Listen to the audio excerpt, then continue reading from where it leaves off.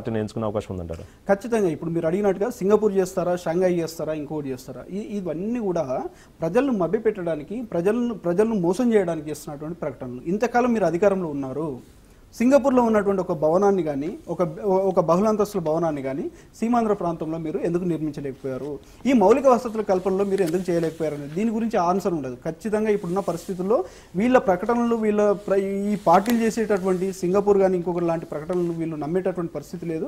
అక్కడ మనం ముందే చెప్పుకున్నాం, తెలంగాణ ప్రాంతంలో టీఆర్ఎస్ ఎలా అయితే ఛాంపియన్గా నిలబడబోతుందో, రేపొద్దున జై సమైక్యాంధ్ర పార్టీ కూడా సీమాంధ్ర ప్రాంతంలో ఖచ్చితంగా ఆ మేర కొద్దిగా అటుగా. అంటే ఇక్కడ ఏంటంటే మనకు కిరణ్ కుమార్ రెడ్డి గారు గత 2-3 నెలలుగా జై సమైక్యాంధ్ర కోసం ప్రజల్లోకి వెళ్ళి రాష్ట్రం ఎందుకు విడిపోద్దు అనుకున్నారు, తన అభిప్రాయం ఏంటని చెప్పుకోగలుగుతున్నారు. ఇవాళ టీఆర్ఎస్ పార్టీ ఈరోజు ఇక్కడ ఛాంపియన్గా నిలిచిందని మనం అనుకుంటున్నాం అనుకోండి. ఉదాహరణకు అది ఒక రోజులో, 1 నెలలో 2 నెలల్లో అయింది కాదు. ఇక్కడ 14-15 సంవత్సరాలుగా వాళ్ళు 13-14 సంవత్సరాలుగా ప్రజల్లో ఉండి ఉద్యమం చేస్తూ వాళ్ళు ప్రజల దగ్గరికి వెళ్ళారు. కాబట్టి ఈ రోజు కనీసం మెరుగైన స్థానాలు సంపాదించేటటువంటి పరిస్థితి వస్తుంది. అయితే అక్కడ జై సమైక్యాంధ్ర పార్టీ కూడా ఈ తక్కువ షార్ట్ స్పాన్లో 2-3 నెలలు అయినప్పటికీ కూడా ఎవరు ఊహించినంత స్థాయిలో వాళ్ళు ప్రభావితం మాత్రం చేయగలుగుతారు. స్థానాలు ఎన్ని వస్తాయని చెప్పుకునే దానికంటే కూడా పర్సెంటేజ్ ఆఫ్ ఓటింగ్ వాళ్ళకు ఎక్కువగా జరిగేటటువంటి అవకాశం ఉంటుంది. మరోవైపు న్యాయ పోరాటం కూడా చేస్తూనే ఉన్నారు. అంటే రాష్ట్ర విభజనకు వ్యతిరేకంగా ఈ అసెంబ్లీ తీర్మానం చేసి పంపినప్పుడు కూడా ఇలా జరిగిందని చెప్పేసి న్యాయ పోరాటం కూడా చేస్తా ఉన్నారు. దాని మీద కూడా నమ్మకం పెట్టుకున్నట్టుగా తెలుస్తా ఉంది. ఇది ఎలా వచ్చే అవకాశం? ఖచ్చితంగా ఈ రాష్ట్రము ఇంకా విడిపోలేదు, కలిసే ఉన్నామని చెప్పి భావించేటటువంటి పార్టీ కానీ వ్యక్తి కానీ ఎవరైనా ఉన్నారా రాష్ట్రంలో అంటే ఖచ్చితంగా కిరణ్ కుమార్ రెడ్డి గారికి క్రెడిట్ దక్కుతుంది. అందులో ఎలాంటి సందేహం లేదు. అయితే కేంద్రం ఇంత సుదీర్ఘ అనుభవం ఉన్నటువంటి కాంగ్రెస్ పార్టీ, యూపీఏ గవర్నమెంట్ విభజన సమయంలో తీసుకునేటటువంటి అన్ని జాగ్రత్తలు తీసుకున్నారని చెప్పి ఎక్కువ మంది మెజారిటీ ప్రజల అభిప్రాయం, మెజారిటీ పార్టీలు కూడా. దానికి ఉదాహరణ ఏంటంటే కాంగ్రెస్ లాంటి పార్టీ, బీజేపీ లాంటి పార్టీ, టీఆర్ఎస్, పీఆర్పీ, ఇవన్నీ ఇప్పుడున్నటువంటి వైసీపీ లాంటి పార్టీలు కూడా ఎక్కడికక్కడ 2 రాష్ట్రాలకు సపరేటు మేనిఫెస్టోలు, సపరేటు అభ్యర్థుల జాబితాలు, సపరేటు అధ్యక్షులు, పీసీసీ అధ్యక్షులు కానీ, టీడీపీకి సంబంధించి కానీ ఇరు ప్రాంతాలకు అధ్యక్షులను ప్రకటించి, అంటే ఇక్కడ విడిపోని వాళ్ళు ఎవరు? అన్ని పార్టీలు విడిపోయాయి. ప్రజలు కూడా వాళ్ళు ఆల్రెడీ తెలంగాణ ఇచ్చేసరికి ఇక్కడ సీమాంధ్ర రాష్ట్రానికి మనం పరిమితం అయిపోదామని ఉద్యోగుల్లో కూడా మానసికంగా వాళ్ళకు వచ్చేసింది. అయితే కిరణ్ కుమార్ రెడ్డి గారికి అతనితో పాటు అతను సమర్థించే వాళ్ళకు కూడా ఆశ ఉండొచ్చు, అందులో తప్పులేదు. ఎక్కడైనా టెక్నికాలిటీ తప్పుందా? అయితే ఈ సందర్భంలో ఆర్డినెన్స్ వచ్చింది, రాష్ట్రపతి ఆమోదం ముద్ర పడింది, ఉభయ సభలు ఆమోదించాయి. కాబట్టి ఏమైనా చిన్నపాటి తప్పులుంటే కోర్టులు ఏం చేస్తాయంటే ప్రభుత్వానికి వీటిని సవరించండి, వీటికి సంబంధించి క్లారిఫికేషన్స్ ఇవ్వండి అని చెప్పి అడిగేటటువంటి అవకాశం ఉంది, అధికారం కూడా ఉంటుంది.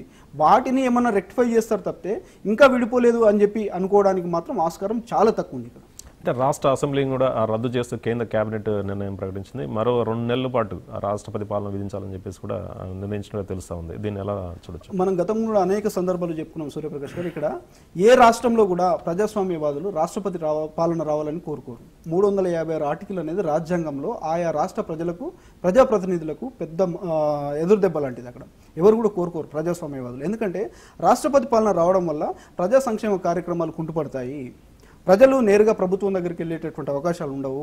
అది రాష్ట్రపతి ఆధ్వర్యంలో గవర్నర్ పాలన జరుగుతూ ఉంటుంది, గవర్నర్ ఉంటారు కాబట్టి అతని యాక్సెసిబిలిటీ చాలా కష్టంగా ఉండేటటువంటి అవకాశము, ప్రజా సంక్షేమ కార్యక్రమాల పట్ల ఆయన రివ్యూలు చేసేటటువంటి అధికారం కూడా అతనికి లేదు. అంటే ప్రజాప్రతినిధులు కూడా వాటిని హెచ్చరించేటటువంటి, అడ్డుకునేటటువంటి అవకాశం ఉంది. రాష్ట్రపతి పాలన విధించినప్పుడు 2 నెలల్లోపు ఏం చెప్తుందంటే 356 ఆర్టికల్ ఉభయ సభలు ఆమోదించాలి. ఆ రాష్ట్రంలో కేంద్ర మంత్రివర్గం తీసుకున్న నిర్ణయాన్ని ఉభయ సభలు ఆమోదిస్తూ రాష్ట్రపతి పాలనను ఇంపోజ్ చేయాలి. ఇక్కడ ఏంటి, సభ ముగిసిన తర్వాత మన రాష్ట్రంలో రాష్ట్రపతి పాలన పెట్టారు. ఈ 30 తారీఖు 2 నెలలు పూర్తవుతుంది. అంటే 2 నెలలలోపు ఉభయ సభలు అక్కడ ఆమోదం పొందాలి. ఇక్కడ ఆమోదం పొందట్లే కాబట్టి గవర్నర్కు రాష్ట్రపతి పాలన ఏం చేస్తాడు, అప్పగిస్తాడు. పాలన నా తరపున మీరు చేయండి అని చెప్పి అప్పగిస్తారు. అది కూడా 2 నెలలలోపు ఈ ఆమోదం లేకపోతే రాష్ట్రపతికి ఇంకొక 1-2 నెలలు పెంచేటటువంటి అవకాశం ఉంటుంది. అయితే సుప్త చేతన వ్యవస్థ ఈ రోజు వరకు కూడా సుప్త చేతన వ్యవస్థలో ఉన్నటువంటి మన రాష్ట్ర అసెంబ్లీని రద్దు చేయమని కేంద్ర కేబినెట్ సిఫారసు చేసింది. కాబట్టి దాని మీద తీసుకునే నిర్ణయం ప్లస్ ఈ పాలనను మరొక 2 నెలలు పెంచుకునేటటువంటి వెసులుబాటు రాజ్యాంగము 356 ఆర్టికల్ రాష్ట్రపతి కల్పించింది. దానికి ఏంటంటే అత్యవసర పరిస్థితుల్లో, ఇప్పుడున్న ఈ పరిస్థితుల్లో మేము కేంద్రంలో ఉండేటటువంటి రాజ్యసభను, లోక్సభను సమావేశపరిచి నిర్ణయం తీసుకునేటటువంటి అవసరం, అంత అవకాశం లేదని భావించినప్పుడు రాష్ట్రపతి నేరుగా నిర్ణయం తీసుకునేటటువంటి అవకాశం ఉంటుంది. అయితే అది కూడా ఎవరు చెప్పాలంటే రాష్ట్రపతి తనకు తాను నిర్ణయం తీసుకోడు. కేంద్రంలో అధికారంలో ఉన్నటువంటి పార్టీ ఎందుకు మేము ఇప్పుడు పార్లమెంటు సమావేశపరచలేకపోతున్నాము అనేటటువంటి జస్టిఫికేషన్ రాష్ట్రపతికి పంపాలి. అంటే మరో 2 నెలల పాటు రాష్ట్రపతి పాలన ఉండటం వల్ల ప్రజా సంక్షేమ కార్యక్రమాలు కావచ్చు, ప్రభుత్వ పథకాలు కావచ్చు, అంటే ప్రజలకు అందజేయడంలో ఏమైనా ఇబ్బందులు ఉంటాయంటారా? అసలు యాజ్ ఇట్ ఈస్గా ఉంటుంది? ఖచ్చితంగా మనం అదే చెప్పుకున్నాము. ఏ ప్రజాస్వామ్యవాది కానీ ఏ ప్రజాప్రతినిధి కానీ రాష్ట్రాల్లో దేశంలో ఏ రాష్ట్రంలో అయినా సరే రాష్ట్రపతి పాలన రావాలని కోరుకోరు అనడానికి కారణం ఏంటంటే ప్రజా సంక్షేమ కార్యక్రమాలు కుంటుపడతాయి. ఒక విధంగా మన దగ్గర జరిగింది ఏంటంటే వీళ్ళు అధికారంలో ఉన్న పదవుల కోసం కొట్టుకున్నారు, ప్రజల్ని మర్చిపోయారు, ఎవరు సీట్ ఎక్కాలి ఎవరు సీట్ దిగాలి, ఈ ఉద్యమాలు అనేది జరిగింది. ప్రజా సంక్షేమం కుంటుపడింది ఇవాళ కాదు, రాష్ట్రపతి పాలన వచ్చాక కాదు, గత 6 నెలలుగా 1 ఇయర్గా ఎప్పుడో ప్రజలను మర్చిపోయారు ఈ పార్టీ నేతలందరూ కానీ, ప్రజాప్రతినిధులు కానీ, ముఖ్యమంత్రులు లాంటి వ్యక్తులు కానీ. కాబట్టి ఇక్కడ ఈ రాష్ట్రపతి పాలనలో ఖచ్చితంగా ప్రజల కోసం ప్రజా సంక్షేమం కోసం తీసుకునేటటువంటి నిర్ణయాలు దెబ్బతినేటటువంటి అవకాశం ఉంటుంది. అన్నిటికీ మించి ఇప్పుడు ఆల్రెడీ ఎన్నికల దశ ముగింపుకు వచ్చింది కాబట్టి కొత్త ప్రభుత్వాలు ఏర్పడేటటువంటి పరిస్థితి ఒకటి, అన్నిటికి మించి ఒక రాష్ట్రంగా ఉన్న దానిలో 2 ప్రభుత్వాలు ఏర్పడేటటువంటి పరిస్థితి వచ్చింది. కాబట్టి ప్రజలు కూడా ఏమైపోయారంటే ప్రజా సంక్షేమం ఈ ఎన్నికల బిజీలో ఉన్నారు. వచ్చే నెల 12 వరకు కూడా ఇలాంటి పరిస్థితి కనపడుతుంది 2 ప్రాంతాల్లో. ఇక్కడ 30 తారీఖు ముగిసినా అక్కడ 2వ దశలో ఉన్నాయి కాబట్టి, నెక్స్ట్ దశలో ఉన్నాయి కాబట్టి అక్కడ ఎన్నికలు ముగిసే వరకు సంక్షేమ కార్యక్రమాల గురించి కానీ, మాకు సంక్షేమం అందట్లేదని కానీ, మంచినీళ్ళు రావట్లేదని కానీ, ఇంకొక పరిస్థితి కానీ, స్కీములు రావట్లేదని కానీ, స్కాలర్షిప్స్ రావట్లేదని కానీ ఉద్యమాలు చేసేటటువంటి పరిస్థితి లేదు. ఎవరైనా ఎక్కడైనా దెబ్బతిన్నది మా పరిస్థితి అగమ్య గోచరంగా మారిందనుకుంటే గవర్నర్ వెంటనే దాన్ని రివ్యూ చేయడం వల్ల ఆయా సంస్థలు కూడా భయాందోళనకు గురయ్యేటటువంటి పరిస్థితి ఉంటుంది. కాబట్టి ఈ 1 మంత్లో 1.5 మంత్లో పెద్దగా ఒరిగేటటువంటి అవకాశం ఏం లేదు. అందుకే మనం ఏం చెప్తున్నాం అంటే రాష్ట్రపతి పాలన విధించే కంటే ముందు కూడా రాష్ట్రంలో పాలన కుంటుపడింది, ప్రజా సంక్షేమం కుంటుపడింది, ఎవరు పట్టించుకోవట్లేదు. కాబట్టి అంతా ఎన్నికల మీద దృష్టి పెట్టడం, లేదా ఉద్యమాలపైన దృష్టి పెట్టడం, లేదా రాష్ట్ర విభజనపైన దృష్టి పెట్టడం జరిగింది. కాబట్టి ఇప్పటికి పెద్ద తేడా కనిపించట్లేదు. ముఖ్యంగా ఈ ఎన్నికల్లో చూసినట్టయితే పెద్ద ఎత్తున డబ్బు కూడా రవాణా అవుతున్నట్టుగా తెలుసా ఉంది. ఒక ప్రైవేట్ బస్సులో చూసినట్టయితే 8 కోట్ల దాకా పట్టుబడింది. అంటే డబ్బు ప్రధానంగా ఎన్నికలు ఇన్ఫ్లుయెన్స్ చేస్తుందంటారా? ఖచ్చితంగా. ఇప్పుడు దేశవ్యాప్తంగా దొరికినటువంటి సొమ్ములో మన రాష్ట్రంలో దొరికిందే 50% అండ్ అబోవ్ ఉంటుంది దగ్గర ఇటు అటుగా చూస్తే కనుక. ఈ డబ్బు ఇన్ఫ్లుయెన్స్ లేకపోవడం అనేది ఏం లేదు, ఖచ్చితంగా ఇన్ఫ్లుయెన్స్ ఉంటుంది. ఎంతవరకు ఇన్ఫ్లుయెన్స్ ఉంటుందంటే ప్రజలకు ఇది చేరే వరకే పనిచేస్తుంది. ఒక ప్రాంతంలో ఒక అసెంబ్లీ స్థానాన్ని తీసుకుందాం, 6 బలమైన అభ్యర్థులు పోటీలో ఉంటే, 10 మంది మొత్తం ఉంటే 6 బాగా బలమైన అభ్యర్థులు పోటీలో ఉంటే ఒక్క ఓటర్కు 6 డబ్బులు పంచుతున్నారు. మరి ఆ ఒక్క ఓటర్ 6 మీటనొక్కరుగా వెళ్ళి తాను మానసికంగా ఎవరికి ఓటేయాలనేది ఆల్రెడీ డిసైడ్ అయి ఉంటాడు. ఎప్పటి వరకు అంటే నోటిఫికేషన్ వచ్చే నాటికి సగం మంది డిసైడ్ అయి ఉంటారు ఏ పార్టీకి వేయాలి ఎవరికి వేయాలనేది. ఆయా పార్టీల అభ్యర్థులను ప్రకటించే నాటికి ఖచ్చితంగా మిగతా వాళ్ళు కూడా డిసైడ్ అయి ఉంటారు. ఒక 15% 10% అటు ఇటుగా మాత్రమే ఇంకా ఎవరికి వేయాలి, మాకెవరు తాయిలాలు ఇస్తే వేయాలనేటటువంటి ఉంటుంది.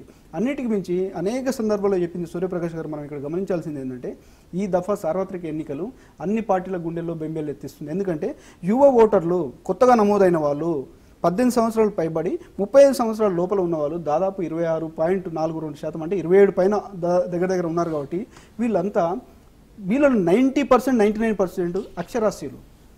వీళ్ళంతా నిరక్షరాస్యులు, ఎవరో చెప్తే ఓటేసే వాళ్ళు కాదు. స్వతహాగా ఆలోచించి జరుగుతున్న పరిణామాలను ఎప్పటికప్పుడు పర్యవేక్షించి ఏం జరుగుతుంది అనేది వాళ్ళు ఆలోచించి వాళ్ళ ఓటు వాళ్ళే వినియోగించుకునేటటువంటి అవకాశం ఉంటుంది. కాబట్టి వీళ్ళను తాయిలాలతో ఇంకో దాంతో ప్రమేయం చేస్తారనుకోవడం పొరపాటు. అయితే ఇది ఇంత సొమ్ము ఎందుకు దొరుకుతుందంటే ఇక్కడ మనకు 2 అంశాలు ఉంటాయి. ఒకటేమో నేరుగా ఎన్నికల కోసం ఉపయోగించడానికి, ప్రజలకు పంచడానికి ఆయా అభ్యర్థులు ట్రాన్స్పోర్ట్ చేస్తుంటే దొరికే సొమ్ము కొంత ఉంటుంది. మరికొంత ఏమో మన దేశంలో ఏంటంటే తమ వ్యక్తిగత అవసరాల కోసం వాడేటటువంటి సొమ్ములో 10 to 15% మాత్రమే వాళ్ళు అధికారికంగా లెక్కలు చూపేటటువంటి ఉంటుంది బిజినెస్ మ్యాన్లు ఎక్కువ మంది. అయితే 70-80% ఏమవుతుందంటే వాళ్ళు లెక్కలు చూపకుండానో బ్లాక్ మనీని ట్రాన్స్పోర్ట్ చేయడము, లేకపోతే వాళ్ళ వ్యాపారానికి సంబంధించి అప్పటికప్పుడు బ్యాంకులో వేయడం, తీయడం, మళ్ళీ తీసుకురావడం జరగదు. కాబట్టి ఇంట్లో పెట్టుకోవడము, లాకర్స్లో పెట్టుకోవడం చేసేటటువంటి అవకాశం ఎక్కువ. అలాంటి సొమ్ము కూడా దొరికింది. ఇక్కడ దొరికింది మొత్తం కూడా ఎన్నికల కోసం వినియోగించడానికి అనేది లేదు. నిన్న దొరికినటువంటి 8 కోట్లు కూడా హైదరాబాద్లో ఒక ప్రధాన జ్యువెలరీ సంస్థకు సంబంధించిందని తెలుస్తుంది. మరి అతనికి ఎన్నికలకు ఉన్నటువంటి సంబంధం ఏంటి?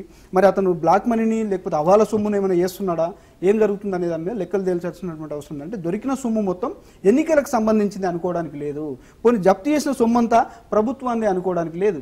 ఎన్నికలు ముగిసిన తర్వాత వీళ్ళ పైన కేసులు పెట్టి విచారించి వాళ్ళు చూపించేటటువంటి లెక్కలేంటి, వాళ్ళు అధికారికంగా చూపించేటటువంటి పత్రాలు ఏంటి పరిశీలించిన తర్వాత ఆ సొమ్మును మళ్ళీ తిరిగి రిలీజ్ చేసేటటువంటి అవకాశం ఉంటుంది.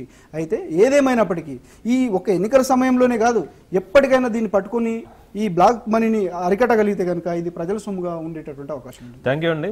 ఇదండి వివిధ పత్రికల్లో వచ్చినటువంటి వార్తా విశ్లేషణ కార్యక్రమం న్యూస్ వాచ్. రేపటి న్యూస్ వాచ్లో మళ్ళీ కలుద్దాం. Keep watching I news.